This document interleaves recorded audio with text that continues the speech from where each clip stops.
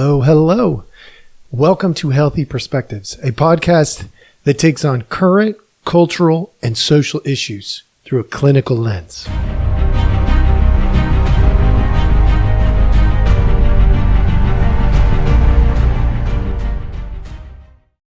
Hello, hello. All right. Welcome back. Thank you so much for joining us. As always, we appreciate your time. And I want to get right after today's topic. We are going to talk about the border. The border is one of the most commonly talked about topics of the day. It seems, at least in most circles, there's great concern, and rightfully so. And you don't have to be very aware to see this issue. It is right in front of our faces. So the question is this a problem? And the answer to that is absolutely it is. And I'm going to show you why, but I'm not going to show you like a politician because I'm not a politician. I am a clinical counselor. I'm going to help you see from the clinical counseling lens why this is such a problem. And if you stick with me, for those of you watching on Rumble, YouTube, you're going to get to see one slide that I want to show you, but mostly I'm going to talk my way through this so that you can get a good idea of what exactly this problem is. Whether you're a Democrat, a Republican, an independent, those things are absolutely meaningless to this vantage point. Okay. Now, I get that there's politics involved. I've been watching it. I'm not naive to that.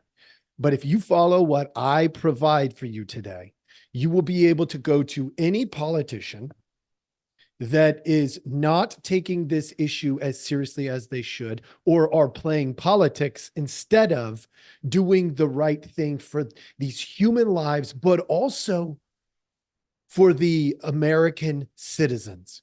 And then we can do both. Like, absolutely, I'm going to show you how we can do both.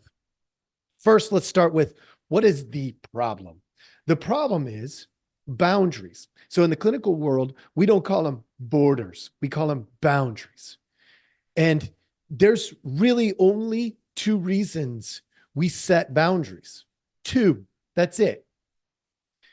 If you're out there in this world listening to this, you may come up with, well, no, sometimes I set boundaries because I like to do that, or I like to be there, or I want this, or whatever.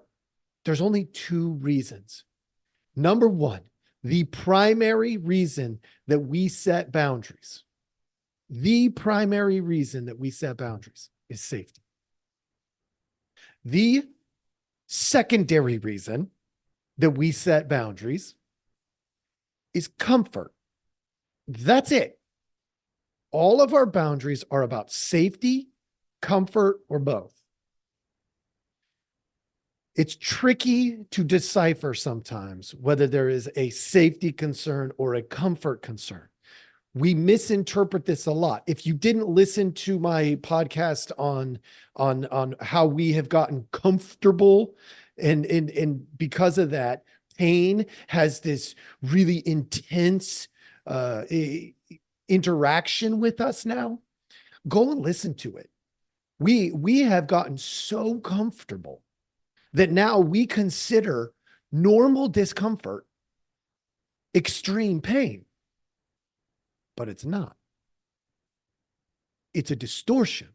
It's a distortion we have created because we are so comfortable.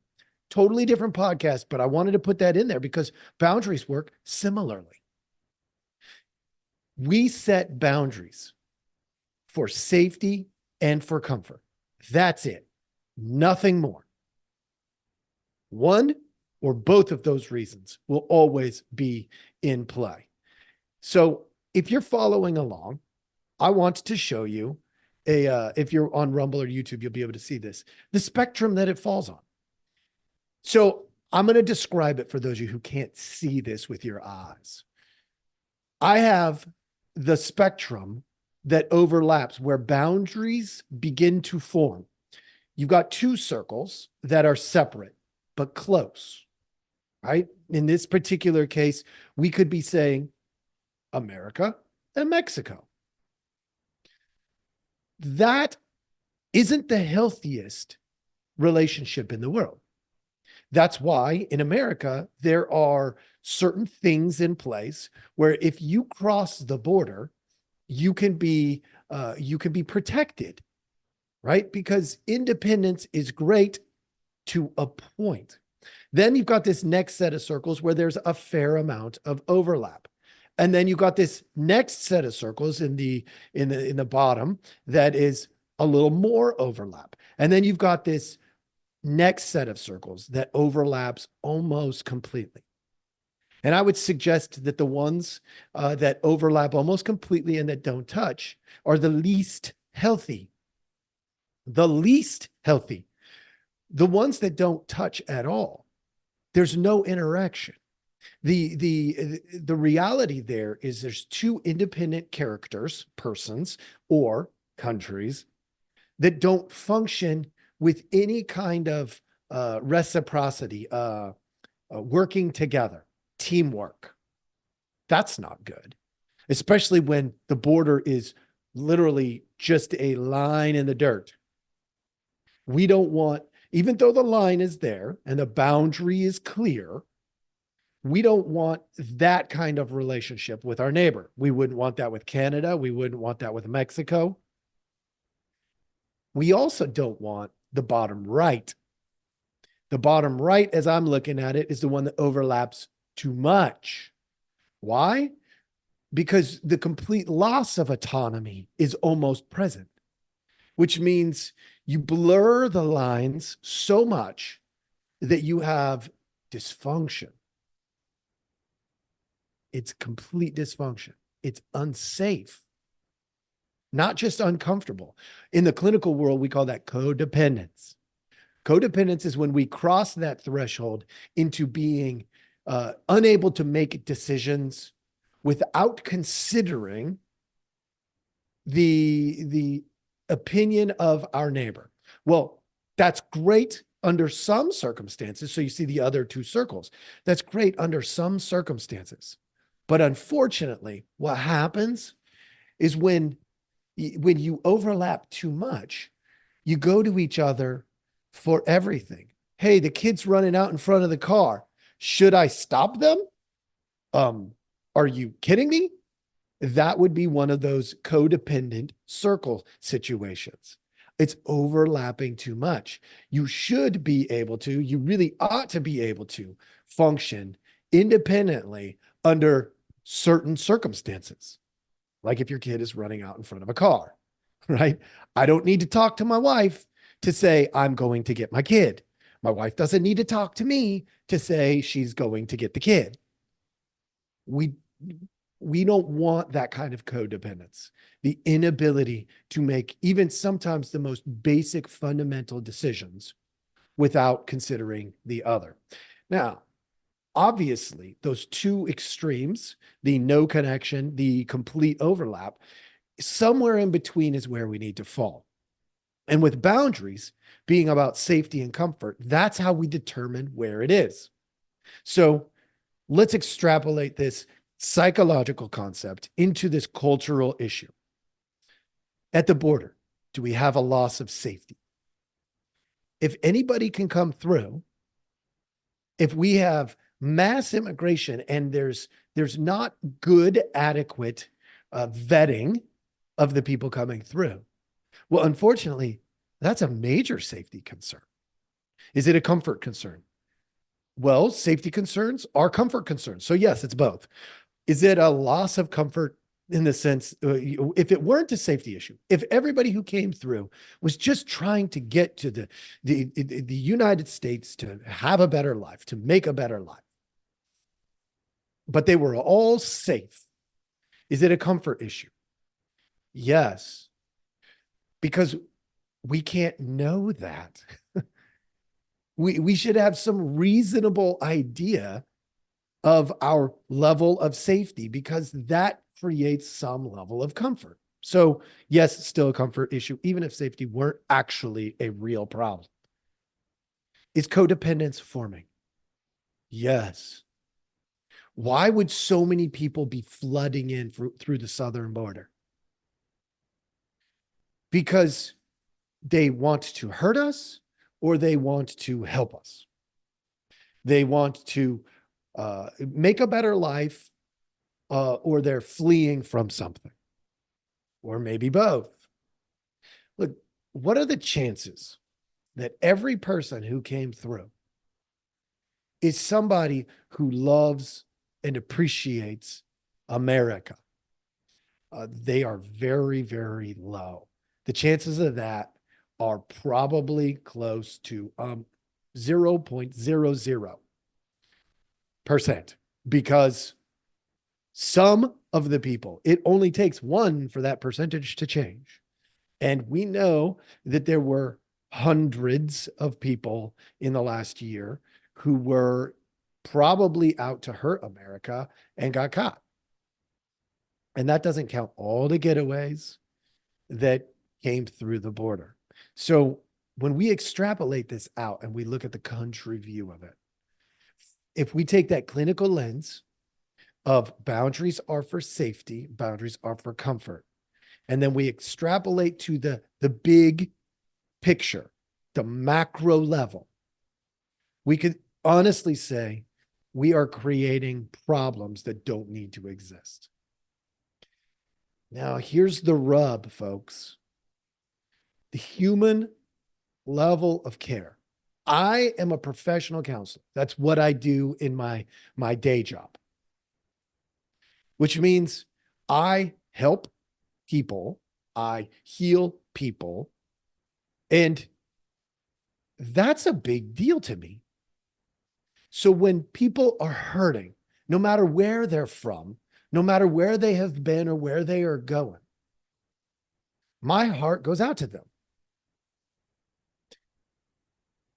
The question I have for you is, can we care and love the person and set a boundary? I propose to you today that that's exactly what we must do. Like, we have to.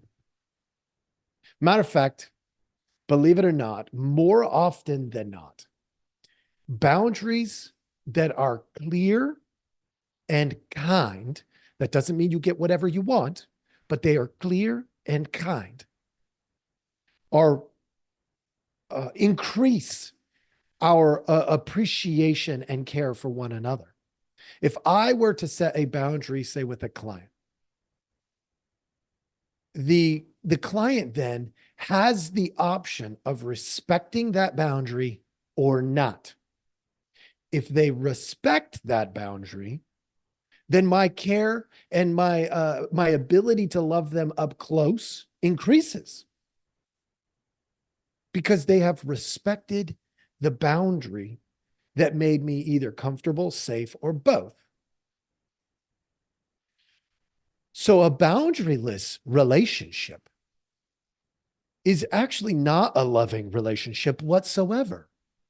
That would be maybe one of the least healthy forms of relationship.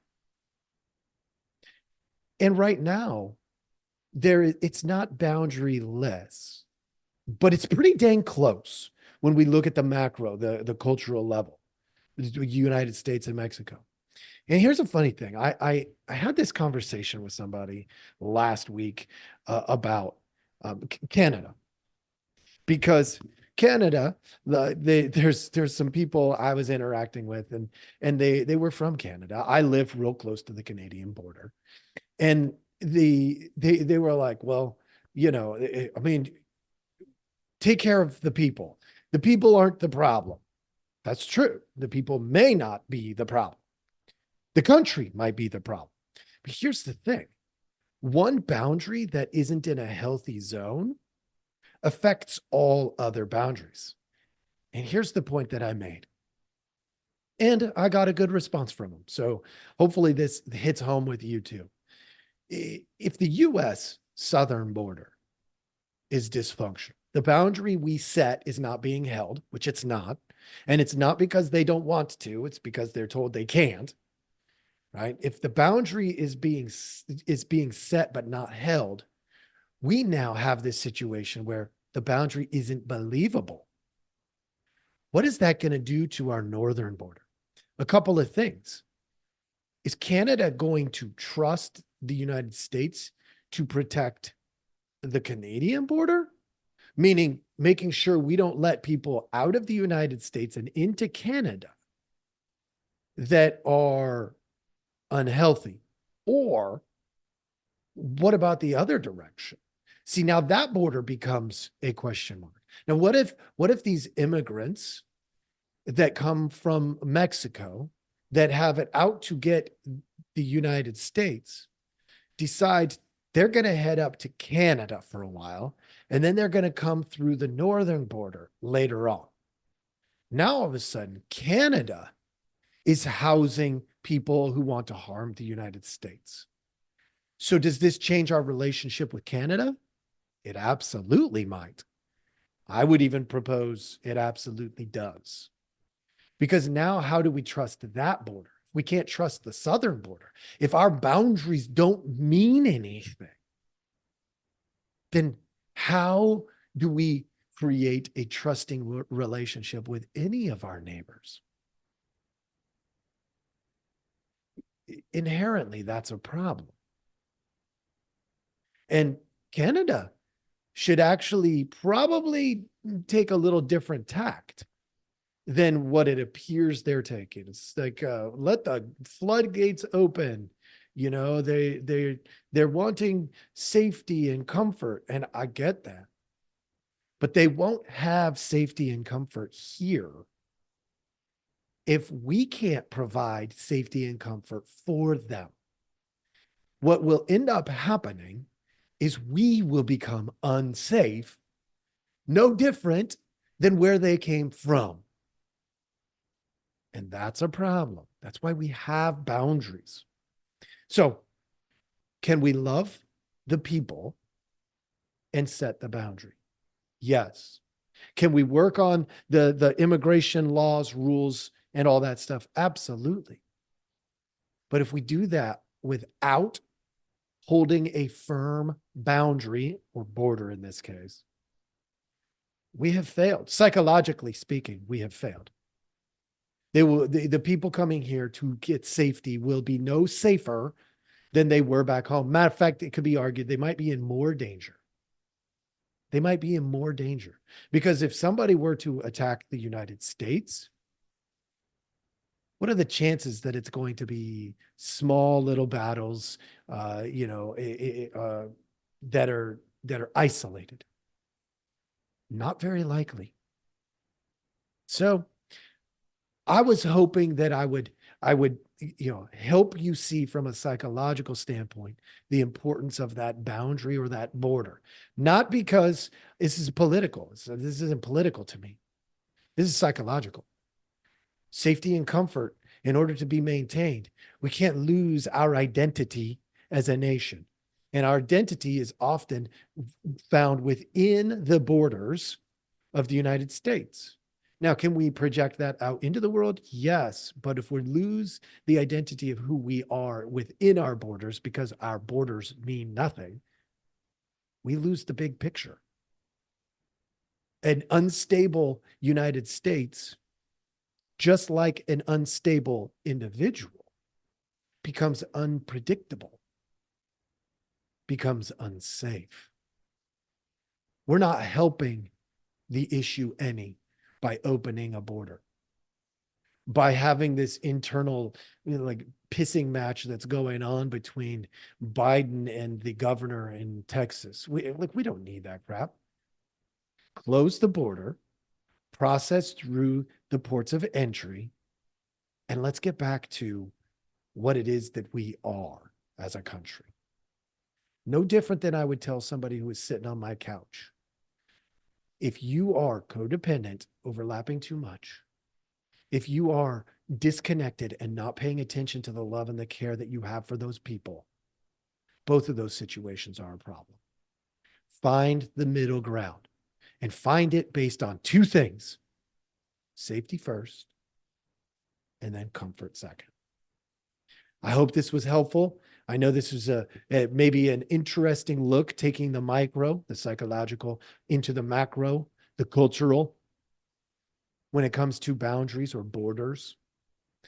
If you appreciated this, if you liked this, please subscribe, follow, all of those normal things that we like you to do. I appreciate your time as always, and I hope you have a wonderful day.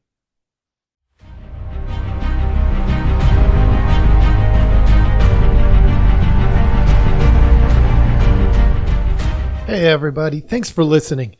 We appreciate our audience a lot, so we give you some simple ways to track us down. Please like, subscribe, and follow all the podcasts on different platforms, but you can also email us at healthyperspectives@protonmail.com, or you can check out our website at healthy-perspectives.com/podcast. It's a backward slash. So if you want to go to our landing page, if you go to healthy-perspectives.com, you'll still find us. You just got to click on the podcast button. Thank you so much.